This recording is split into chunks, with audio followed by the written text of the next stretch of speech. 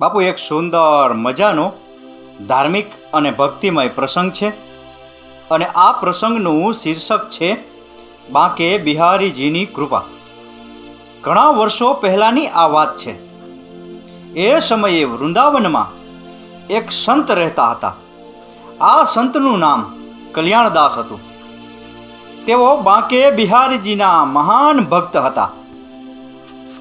એકવાર એક વેપારી શેઠ તેમની પાસે આવ્યા. તેઓ એક શેઠ તો હતા, પરંતુ તેમનો વ્યવસાય છેલ્લા કેટલાક સમયથી મુશ્કેલીમાં હતો. એમનો ધંધો નબળો ચાલતો હતો. તેમને ભારે નુકસાન થઈ રહ્યું હતું. હવે તે શેઠ તે સંત પાસે ગયા અને તેને પોતાની બધી સમસ્યાઓ તે સંતને જણાવી અને કહ્યું, મહારાજ, કૃપા કરીને કંઈક કરો, મારા ઉપર દયા કરો. તે સંતે કહ્યું, જુઓ, જો મને કોઈ ઉકેલ ખબર હોત તો હું તમને ચોક્કસ જણાવેત, પણ મારી પાસે એવું કોઈ જ્ઞાન નથી જેનાથી હું તમારા વ્યવસાયમાં સુધારો કરી શકું. આ મારા નિયંત્રણમાં નથી. મારી પાસે ફક્ત એક જ આશ્રય છે, બાંકે બિહારીજી. તેઓ ફક્ત ત્યારે આટલી જ વાતો કરી શક્યા હતા, કારણ કે બાંકે બિહારીજીનું મંદિર ખુલવાનો સમય થઈ ગયો હતો. હવે તે સંતે કહ્યું, શેઠ, તમે મારી સાથે ચાલો.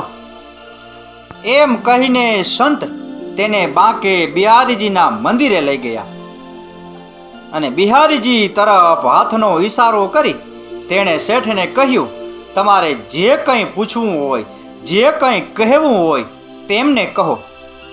તેઓ દરેકની ઈચ્છા પૂરી કરે છે. હવે તે શેઠે બિહારીજીને હાથ જોડી આંખો બંધ કરી પ્રાર્થના કરવાનું શરૂ કર્યું.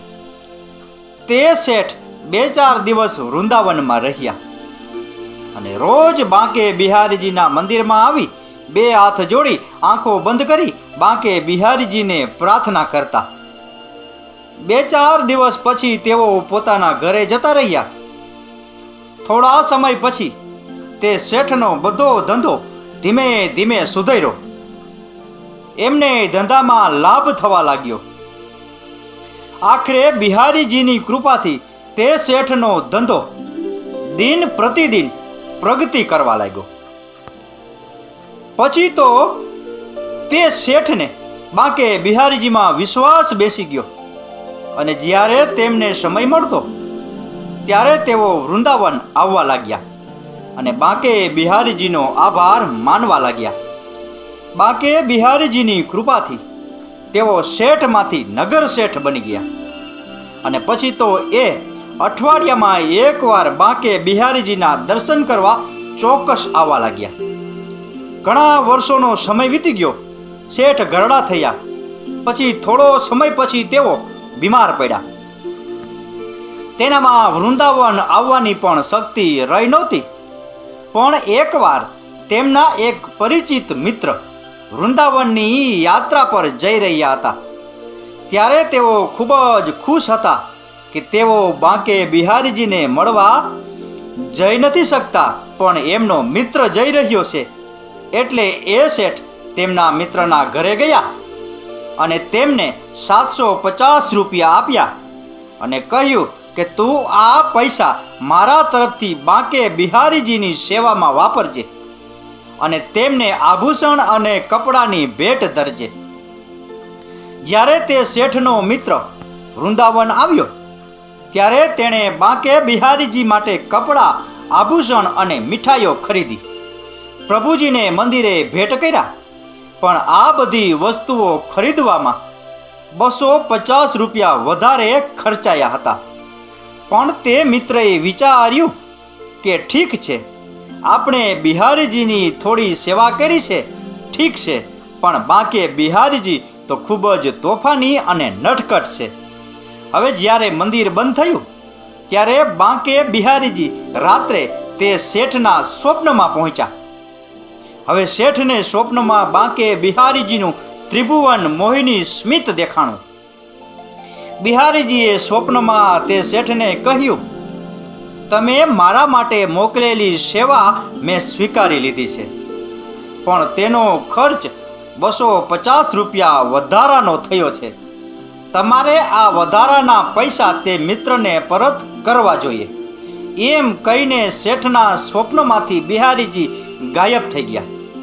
હવે જ્યારે તે શેઠે આંખો ખોલી ત્યારે તે આશ્ચર્યચકિત થઈ ગયા કે બિહારીજીનો આ તે કેવો ચમત્કાર છે. હવે જ્યારે શેઠ શક્ય તેટલી વહેલી તકે એ મિત્રના ઘરે પહોંચી ગયા ત્યારે તેને ખબર પડી કે તે સાંજે આવશે. સાંજે જ્યારે મિત્ર વૃંદાવનથી ઘરે પાછો ફેર્યો ત્યારે શેઠે તેને બધું કહ્યું અને મિત્ર આશ્ચર્યચકિત થઈ ગયો કે ફક્ત તે જ આ વાતને જાણતો હતો અને તેણે બીજા કોઈને કહ્યું પણ નથી. શેઠે તેના મિત્રને તે 250 રૂપિયા આપ્યા અને કહ્યું, શ્રી બિહારીજી મારા સ્વપ્નમાં આવ્યા હતા અને તેમણે મને આ બધું કહ્યું અને ચાલ્યા ગયા. આ લીલા જોઈને શેઠના મિત્રની આંખમાંથી દળદળ આંસુડાની ધાર ચાલુ થઈ ગઈ અને રડતા રડતા એ શેઠને ભેટી પડ્યા અને કહેવા લાગ્યા કે બાંકે બિહારીજીની આવી લીલા પણ હોય છે.